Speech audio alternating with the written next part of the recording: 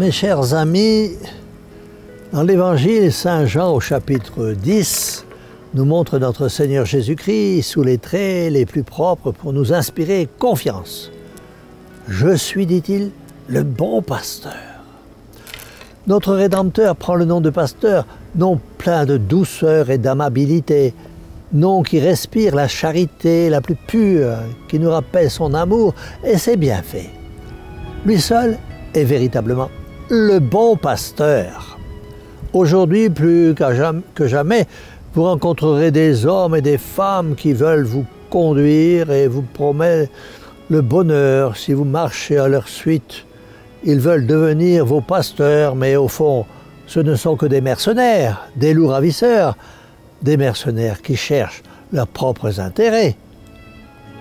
La richesse, les honneurs, les plaisirs, des loups ravisseurs qui veulent votre perte, votre ruine, la mort de vos âmes.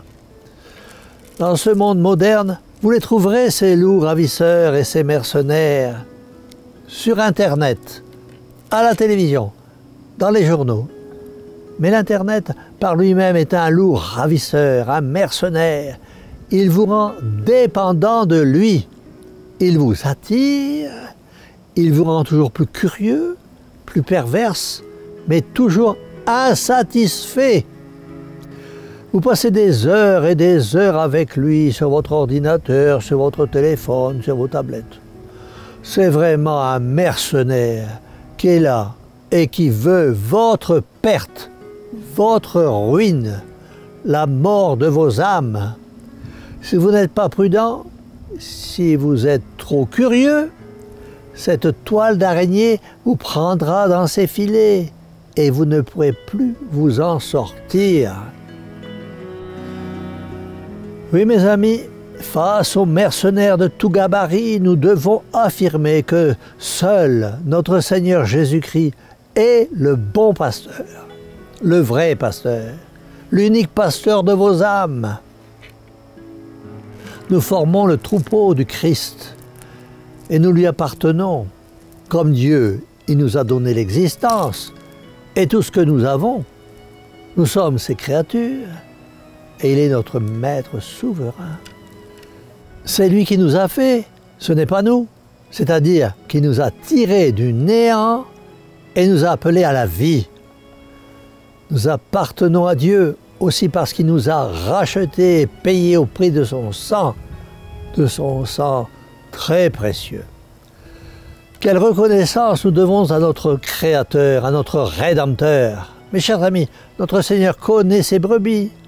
Il nous connaît tous sans exception. Il sait ceux qui sont avec lui et ceux qui ne le sont pas. Il voit ses vrais fidèles, ses brebis dociles. Il les distingue au milieu de la foule des pécheurs et des impies. Sur elles, il fixe son regard bienveillant et affectueux. Le Christ connaît les fidèles, dit saint Cyril.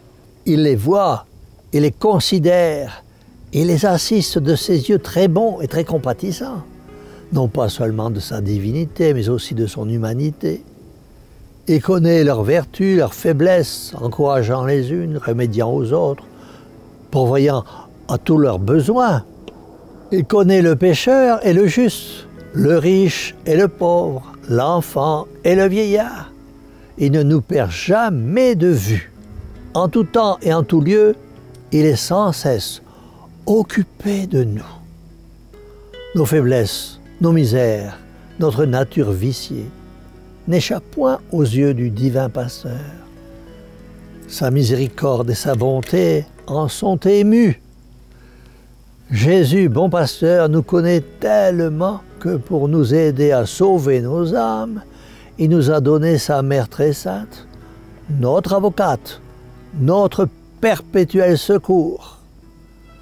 Ne l'appelle-t-on pas aussi la divine pastourelle, parce qu'elle a si son divin Fils et qu'elle a les mêmes désirs que lui, le salut de nos âmes.